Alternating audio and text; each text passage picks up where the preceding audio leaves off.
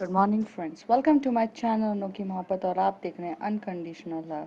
Before to start a story, जो भी इस चैनल पे न्यू है प्लीज़ सब्सक्राइब करिए, लाइक करिए, शेयर करिए और पूरा इंजॉय करके जाइए वीडियो को। मैं ये सोच सकती हूँ कि शायद आपको मेरी ये स्टोरी पसंद आ रही हो। आगे बढ़ते हैं। लास्ट पार्ट में हमने देखा था कि जो कायरा रहती है वो फिर से रिद्धि के साथ बहुत गंदा सलूक कर देती है और इस बार रिद्धि टॉलरेट नहीं कर पाती है और उसे वो ब्रेकअप के लिए बोल देती है। कह देती है कि हम इस रिलेशनशिप में नहीं रह सकते। अब आगे देखते हैं। जब कायरा अपने घर पे वापस गई तो वो अपनी मॉम की तरफ देख रही थी, जैसे वो बोलना चाहती थी अपनी मॉम की तरफ देख के, क्या जो कुछ भी मेरे साथ हो रहा है ना, you are the solo responsible for this.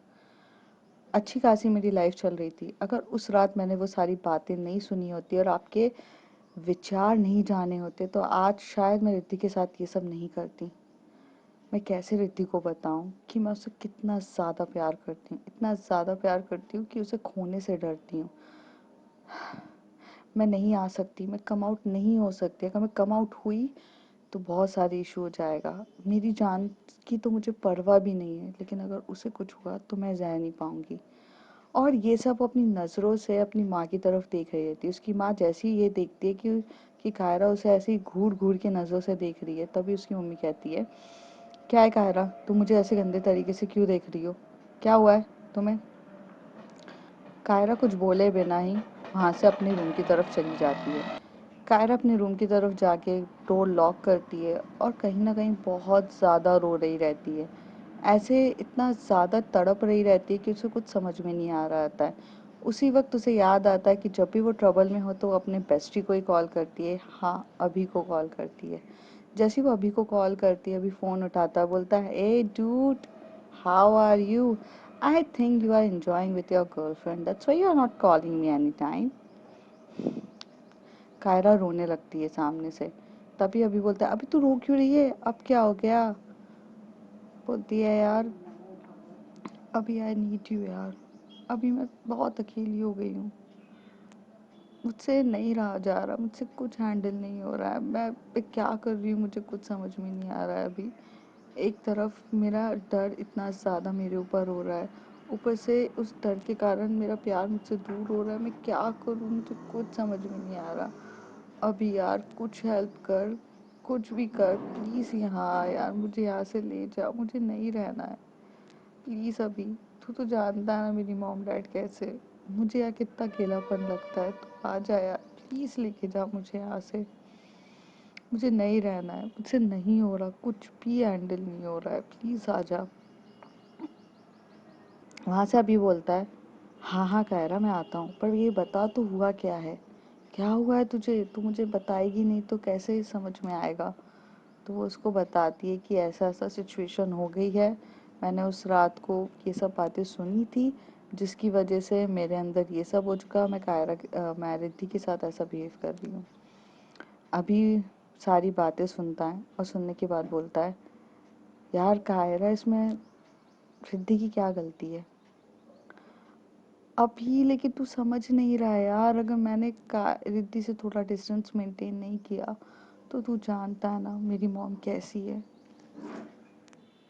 तू जानता है ना यार, इंसान अपने ऊपर जो आए वो हैंडल कर सकता है, लेकिन हम जिससे प्यार करते हैं उसके ऊपर कुछ आए ना, हम हैंडल नहीं कर पाते। मैं खुद को खोने से नहीं डरती हूँ, वो तो मैं पहले ही खो चुकी हूँ अपने आप को रिद्धि के पास, लेकिन मैं रिद्धि को खोने से डरती हूँ। मेरा डर सिर्फ रिद्धि के प्रति है और किसी के प्रति है ही नहीं। शायद इसी वजह से मैं उसके साथ दूर हो रही हूँ। मैं उससे पता है फिजिकली दूर रहना चाहती हूँ, पर मेंटली क्लोज रहना चाहती हूँ। बट मुझे ऐसा लग रहा है कि मैं मेंटली भी दूर होती जा रही हूँ। मुझे कुछ समझ में नहीं आ रहा अभी, क्या करूँ तू बता। अभी बहुत ठंडी सांस लेता है और बोलता है, कायरा तेरा सोचना भी सही है, मैं तुझे गलत नहीं कहूँगा, क्योंकि मैं तेरे साथ बचपन से रहा हूँ, तेरी फैमिली को मैंने हमेशा से देखा है, बहुत ज़्यादा अजीब प्रजाति के लोग हैं। कायरा हंसती हुई बोलती है, हाँ पर मैं नहीं हूँ। तो अभी बोलता है, हाँ लेकिन हम कुछ कर भी नहीं सकते हैं, your dad is most powerful. And your mom is totally typically vamp. क्या कर सकते हैं? But why don't you communicate with her? You know, life का सबसे इम्पॉर्टेंट, अगर कभी कुछ चीज़ समझ में नहीं आए ना, तो लाइफ का सबसे इम्पॉर्टेंट हथियार कम्युनिकेशन होता है। हो सकता है कि तेरे मन में जो कुछ चल रहा है तू जाकर उसे बताएगी, वो समझने की कोशिश करेगी। जैसा तू सोच रही है वो उस नेगेटिव वे में ना ले। Communication is the best source यार। और अगर तू जब तक कम्युनिकेट नहीं करेगी ना, तो सामने वाले को भी नहीं पता चलेगा। अब जब तू रो रही थी तो मुझे कैसे पता चलेगा कि तुझे किस बात का पेन हो रहा है? एटलीस्ट तूने मुझे बताया तो मुझे समझ में आया कि तेरा पेन कितना जेन्युइन है। बट तू अगर उससे बातें नहीं करेगी, उसे नहीं बताएगी, तो उसे कैसे पता चलेगा? ये बोलने की बात है कि लवर्स आंखों में देख के एक दूसरे का एहसास समझ जाते हैं।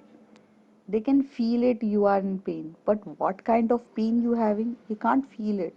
This will be only come from the communication, and I hope तुझे communicate करना चाहिए उससे।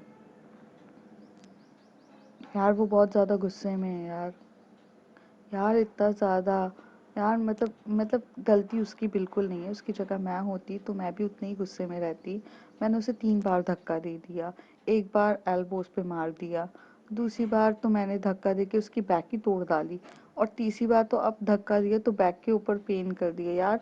मतलब पूरी गलती मेरी है, मैं मानती हूँ अभी। लेकिन तुझे बताया ना कि मैंने ऐसे ऐसे डर की वजह से मेरे साथ ये सब हुआ, मैंने इस वजह से ये किया। बस यार यही रीज़न है और कुछ भी नहीं है यार। बट मैं उसे कैसे समझाऊँ, वो बात भी नहीं कर रही है। हम्म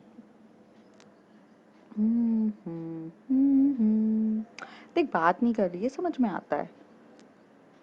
तो पर तुझे भी मनाना तो पड़ेगा ना, क्योंकि लवर्स कांट बी इग्नोर्ड ना। वो तुझसे प्यार करती है, वो तुझे इग्नोर नहीं कर पाएगी। पहली बात तो तुझे ऐसे एफर्ट्स करने हैं जो उसके दिल को खुश कर दे। Like make some romantic date, long drive पे ले जा, कुछ कर, कुछ ऐसे मोमेंट्स कर जो उसके सामने तू उसके पास हो। उसे मनाने के लिए एफर्ट्स कर, सब कुछ कर, उसे घर जा, कुछ स्पेशल कर, कुछ तो कर। अब तू क्या बैठी रहेगी तो कुछ नहीं होने वाला। अभी कहाँ से करूँ long drive? Are you crazy? बात नहीं हो रही है लॉन्ग ड्राइव पे लेके जाऊँ? कैसे होगा? डेट पे ले जाने के लिए सामने वाला रेडी तो होना चाहिए। बात नहीं हो रही, डेट पे कैसे लेके जाऊँ?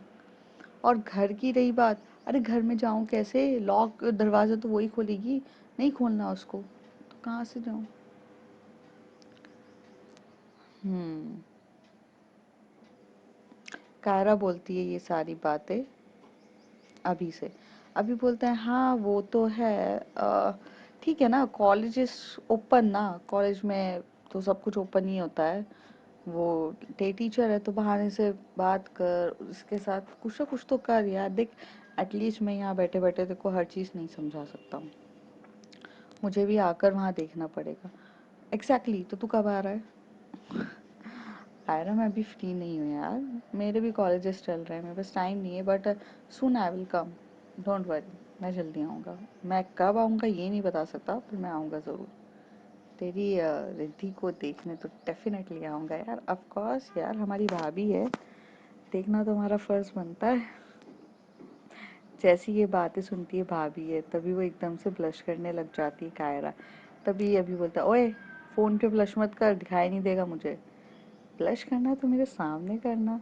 तो कहती है अभी चल ना यार, रख रही हूँ मैं फ़ोन, चल पाए। और ऐसे करके कायरा फ़ोन काट देती है। दूसरी तरफ जो रिद्धि रहती है वो बहुत ज़्यादा अपसेट होती है, पेन हो रहा रहता है। और रात भर वो पेन में तड़प रही रहती है, फिर जैसे कैसे करके वो सो जाती है। सुबह मॉर्निंग में सुबह मॉर्निंग में रश्मि आती है रिद्धि के घर पे, पूछने के लिए कि अगर वो कॉलेज चल रही है तो उसको लेकर जाएगी। बट उसका पेन थोड़ा हाई रहता है, पर फिर भी उसे घर पे बैठना बिल्कुल भी रिद्धि को पसंद नहीं था। क्योंकि अगर वो रिद्धि घर पे बैठती तो वो ऑल टाइम उलझी रहती कायरा के ये इस बिहेवियर की वजह से। और वो कायरा के इस बिहेवियर की वजह से उलझना बिल्कुल भी नहीं चाहती थी। तो वो ये डिसाइड करती है कि वो जाएगी कॉलेज, क्योंकि अगर वो पढ़ाएगी तो उसका माइंड डिस्ट्रैक्ट हो जाएगा। माइंड डिस्ट्रैक्ट होगा, और जितने अच्छे से उसका माइंड डिस्ट्रैक्ट होगा उतने अच्छे से वो खुश रहेगी। रश्मि बोलती है कि यार तेरी कंडीशन ठीक नहीं है, तू तुझे क्या ज़रूरत है, एक दिन की छुट्टी ले लेना, छुट्टी लेगी तो ज़्यादा बेटर है। ले ले छुट्टी यार। तो रिद्धि कहती है नहीं यार, चल चलते हैं, इट्स ओके। वो वहाँ से जाती है। फिर एक जो बैक पे अगर आपको लग जाती है तो बैक को कवर अप करने के लिए एक बेल्ट आता है। तो तो रिद्धि बोलती है रश्मि ये बेल्ट प्लीज़ लगा दे, कम से कम बैठते टाइम मुझे पेन नहीं होगा। तो कहती है मैं मना कर रही हूँ लेकिन तुझे सुनाई कहाँ दे रहा है, तुझे क्या करना है।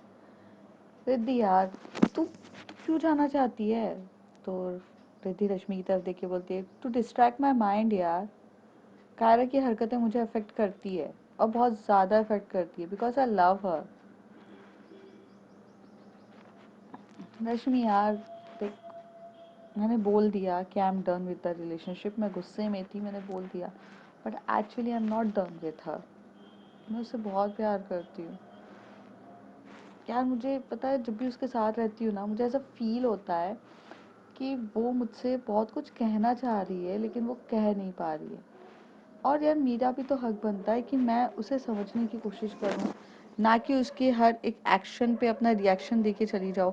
कल उसने मुझे धक्का दे दिया और मैंने बोल दिया ब्रेकअप। हाँ मैं गुस्से में थी, बट इसका मतलब ये नहीं कि एक्चुअल में ब्रेकअप हुआ है मेरा उससे। वो आएगी मेरे पास तो डेफिनेटली आई लव हर यार। मैं उसे छोड़ नहीं सकती यार।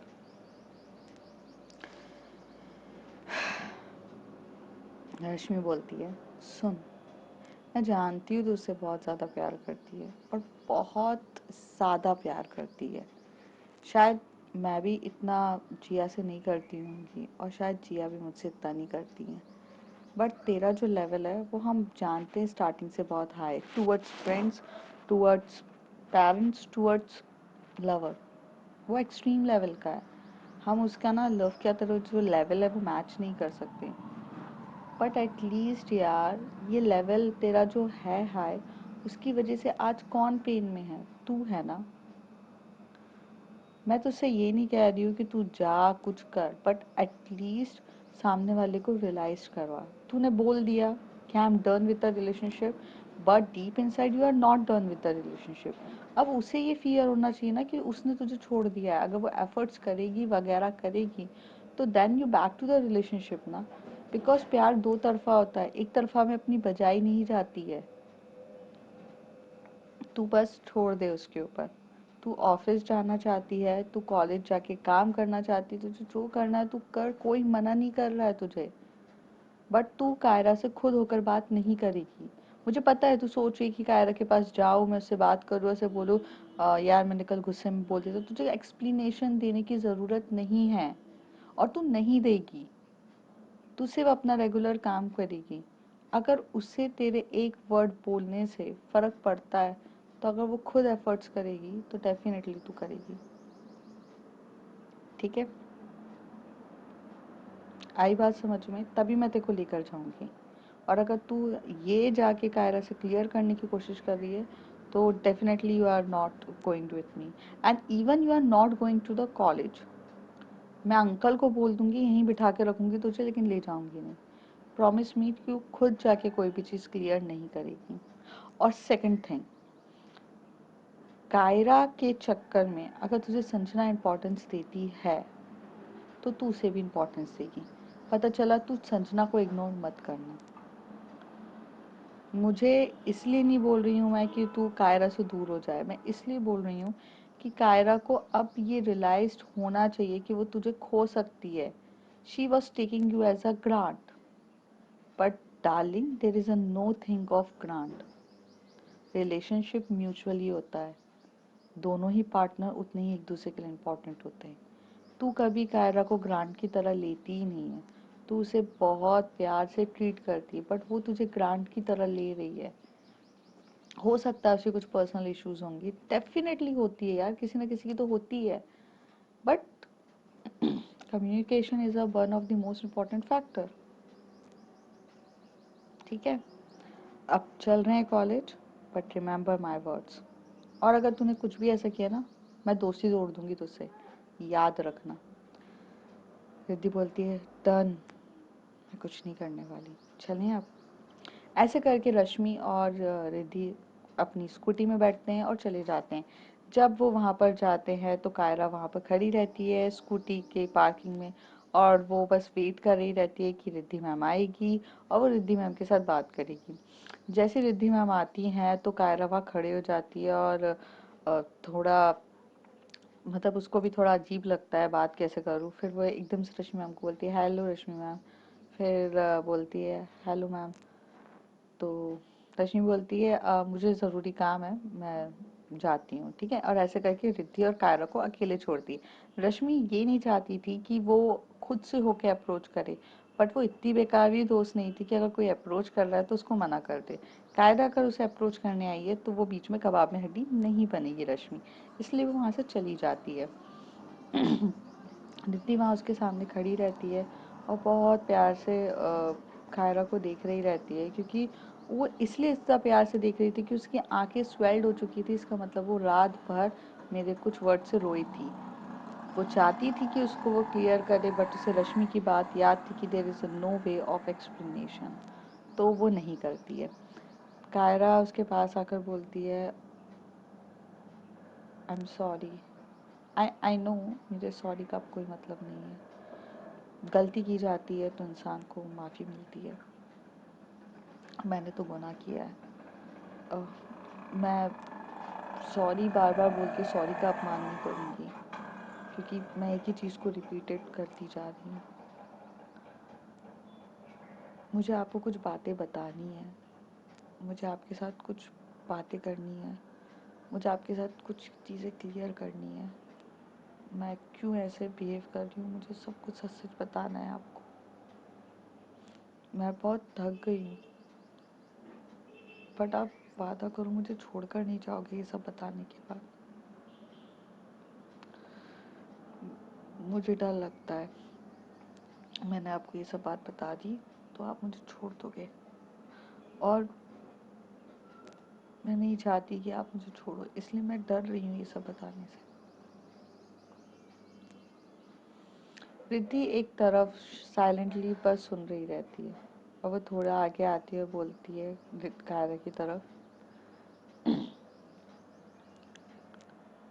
तुम्हें मुझ पे भरोसा है? तो कायरा कहती है खुद से भी ज़्यादा। तो फिर कैसे सोच लिया छोड़ दूंगी? प्यार किया है, मजाक नहीं किया। लाइफ की कोई भी टर्म्स एंड कंडीशन हो, मैं तुम्हें अनकंडीशनली लव करती हूँ और करती रहूँगी। छोड़ूंगी तो नहीं, लेकिन अगर तुमने ऐसा बिहेव किया मेरे साथ तो मैं तुम्हें डेफिनेटली छोड़ दूंगी। फिर मैं देखूंगी भी नहीं कि मैं तुमसे प्यार करती हूँ। बताओ क्या बात है? मैं आपको अकेले में मिलकर शांति से बैठ के बताना चाहती हूँ। तो कॉलेज के बाद आप मिलोगे मुझसे? हम्म। हाँ, बताते हैं कहाँ मिलना। अब कॉलेज में नहीं, कॉलेज के बाहर कहीं पर बताती हूँ मैं। मुझे जाना होगा, मैं जा रही हूँ। वो एकदम से हाथ रोकती है, हाथ पकड़ती है कायरा रिद्धि का, और एकदम से बोलती है आपको पेन बहुत हो रहा होगा ना? रिद्धि बोलती है हाँ, बट पता है कायरा, वो पेन आज नहीं तो कल हील हो जाएगा, पर जो दिल में पेन हो रहा है उसे हील होने में बहुत टाइम लग जाएगा, और शायद वो हील भी ना हो, कि तुम नहीं समझोगी कायरा। शायद तुम समझती तो कुछ और होता, क्योंकि तुमने कभी फील नहीं किया ना। I never hurt you, but once you got hurted you can know how it's painful. But वो क्या कहते हैं ना, जब हम अपने किसी को बहुत ज़्यादा प्यार करते तो उसे हर्ट नहीं कर सकते। तो मैं तुम्हें हर्ट नहीं करूँगी, बट मैं उम्मीद करती हूँ कि कभी तुम इस पेन को समझने की कोशिश करो। बैक पेन आज नहीं तो कल हील हो जाएगा, पर दिल पे लगे हुए पेन हील नहीं होते। ठीक है। और हाथ छोड़ो, मेरा कॉलेज है, और वैसे भी कोई देख लेगा तो तुम्हें इशू हो जाएगा, और फिर पता चला तुम अभी हाथ पकड़ी हो और छोड़ दोगी, फिर मैं गिर जाऊंगी। प्लीज़ हाथ छोड़ो मेरा, मुझे गिरना नहीं है अब। क्योंकि शायद मैं तुम्हारे लिए इम्पोर्टेंट हूँ या ना हो, लेकिन मेरे दोस्तों के लिए और मेरे डैड के लिए मैं बहुत इम्पोर्टेंट हूँ। मैं my dad my friends can't survive with me. Okay. और ऐसे करके जो रिद्धि है वो चली जाती है। कायरा जब सारी बातें सुनती है रिद्धि के मुंह से तो उसे बहुत पेनफुल होता है, बहुत ज़्यादा हर्ट होता है, क्योंकि उसके एक एक वर्ड्स जो रिद्धि ने कहे थे वो सही थे। उसने कुछ गलत तो कहा नहीं था, बट कायरा ये उम्मीद लगा कर बैठी थी कि जब उसने ये कहा कि वो उसे कुछ बताना चाहती है वगैरह वगैरह, तो रिद्धि एकदम नॉर्मल होके बात करेगी। बट वो नॉर्मल कैसे हो सकती थी? पेन तो उसे भी हुआ था ना। आप अपनी गलती पे आके मार के सॉरी बोल दो और कहो कि कल से मेरे साथ वैसी बिहेव करे जो पहले करती है। ऐसे नहीं होते, दिल के जख्म भी हो जाते हैं, इसलिए इंसान पहले जैसा तो नहीं बन पाता है। शायद मेरी इस बात को आप सब रिलेट कर पा रहे होंगे कि आपने भी कभी कभार अपने पार्टनर को हर्ट किया होगा, या आपके पार्टनर ने आपको कभी हर्ट किया होगा, और कुछ जख्म वहीं पे रह जाते हैं। चाहे आप उसके साथ बैक टू द रिलेशनशिप आ जाओ, लेकिन वो कुछ जख्म रह जाते हैं। तो वही कुछ हालात अभी रिद्धि के थे। वो चाहती भी थी रिलेशनशिप में आना, बट वो पेनली डीपली हर्ट भी हुई थी। उसका जो दिल का वाउंड था वो भी गहरा ही था अभी। ऐसे करके रिद्धि अपने स्टाफ रूम पे चली जाती है, वहाँ पर अपना काम करने लगती है, जिया से मिलती है। जिया बोलती है हाउस यू आर, तो वो बोलती है आई एम लिटिल बेटर। सारे टीचर्स उसे बोलते हैं मैडम क्यों आने की ज़रूरत थी जब आपकी तबीयत ठीक नहीं है? तो कहती घर पे भी बैठ के क्या करती मैम, पैसे ही पेन हो रहा था, डिस्ट्रैक्ट करने के लिए कम से कम स्टूडेंट की हो थोड़ा पढ़ा दो तो होता है। वहीं पे दूसरे सर बोलते पढ़ा दो या स्टूडेंट की क्लास ले लो। तो रिद्धि हंसते हुए बोलती नहीं सर, मैं क्लास कहाँ लेती हूँ, आपको तो पता ही है। तो कहते हाँ लेना स्टार्ट करो, लिया करो। तो रश्मि बोलती क्या सर, उसे ज़रूरत ही नहीं पड़ती है, उसकी एंट्री होते से ही लोगों के अंदर खौफ पैदा हो जाता है। आप भी सर, क्लास आपको और मुझ जैसे लोगों को लेनी पड़ती है बच्चों को चुप कराने के लिए। स्टाफ रूम का भी माहौल बहुत फ्रेंडली था, सब मस्ती मजाक कर रहे थे, क्योंकि टीचर्स भी तो ह्यूमन बींग्स है यार, वो भी तो मस्ती कर सकते हैं। ऐसे मस्ती करने के बाद सब अपनी अपनी क्लासेस पे जाते हैं, क्योंकि उन्हें लेक्चर लेने रहते हैं। यहाँ से जो रिद्धि है वो भी अपने जाती है, और इस टाइम फर्स्ट लेक्चर रहता है कायरा की क्लास में। जैसे ही वो कायरा की क्लास में लेक्चर लेने जाती है तो कायरा बहुत जो उम्मीद भरी नज़रों से रिद्धि की तरफ देख रही थी। रिद्धि उसकी नज़र को नोटिस तो कर लेती है, बट वो कुछ रिएक्ट नहीं करती है। फिर वो अपनी स्टडीज़ करने लगती है। थोड़ी देर हो जाती है, मीन्स करीब 5 से 10 मिनट हो जाते हैं, तब संजना एकदम से भागते हुए क्लास में आती है और बोलती है मम्मी आई कम इन। तो रिद्धि बोलती है हाँ कम इन, why you are late?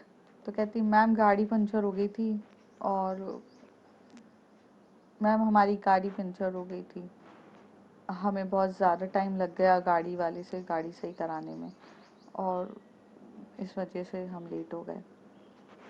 Riddhi बोलती कोई बात नहीं बैठो।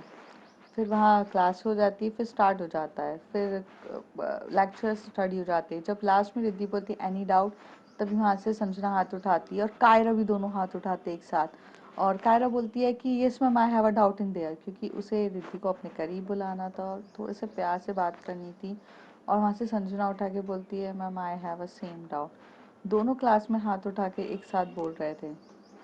रिद्धि कंफ्यूज कि वो जाए तो किसके तरफ जाए। अगर वो कायरा के पास गई तो संजना बोलेगी कि कायरा को इम्पोर्टेंस देती है, बट अगर वो संजना की तरफ गई तो कायरा जो है वो ये सोचेगी कि आज भी वो उसको इग्नोर कर रही है, उसे माफ़ नहीं कर रही है वगैरह वगैरह। लेकिन वो दोनों की तरफ देख के बोलती है कि डाउट क्या है। तो दोनों के टॉपिक्स ही अलग हो जाते हैं। रिद्धि ने सोचा था टॉपिक एक होगा तो वो ब्लैक बोर्ड पे सॉल्व करके बता देगी, बट ऐसा होता नहीं है, दोनों के टॉपिक्स अलग रहते हैं। तो पहले वो देखती है कि टॉपिक किसका बड़ा है किसका छोटा है। तो कायरा का टॉपिक छोटा रहता है, तो वो कायरा के पास आती है और संजना को बोलती है मैं 5 मिनट में ऐसे बता कर आती हूँ, आपको फिर क्लियर करती हूँ, आपका टॉपिक बड़ा है। कायरा जैसी सुनती है टॉपिक बड़ा है मतलब टाइम कंज्यूमिंग, तो उसे थोड़ा बुरा लगता है और वो तनु के बोलती है जा कहीं और बैठ। तो मैम बोलती है तनु यहीं बैठो, मुझे सिर्फ 5 मिनट में समझाना है इसे। और वो समझाती है, लेकिन वो समझाते टाइम ना 1 मिनट भी कायरा की तरफ नहीं। जो कायरा है वो धीरे धीरे रितिका हाथ से पेन पकड़ रही रहती है, थोड़ा सा उसे टीज कर रही रहती है, और जैसे वो इंडिकेट कर रही हो प्लीज़ मेरी तरफ देखो ना, प्लीज़ आई लव यू यार देखो ना मेरी तरफ। लेकिन रिद्धि बहुत फोकसली समझाती है। 5 मिनट के बाद वो हट जाती है, कायरा उसका हाथ पकड़े रहती है। तो तनु बोलती है हाथ छोड़ मैम का। जो रिद्धि है वो एक्चुअली तनु को इशारा करती कि कायरा को बोला हाथ छोड़े मेरा। तो तनु बोलती हाथ छोड़ उनका, पागल हो गई है क्या तू, हाथ छोड़। फिर वो हाथ छोड़ती है और वो संजना के पास जाती है। संजना का जो टॉपिक होता है वो 10 मिनट का रहता है, और वो 10 मिनट तक उसको टॉपिक पे क्लियर कर रही रहती है। कायरा वहाँ से बस घूरे जा रही रहती है। ये बात तो रिद्धि भी जानती थी कि अब उसका हालत तो ख़राब होनी है, पर मज़ा भी तो आ रहा था रिद्धि को भी।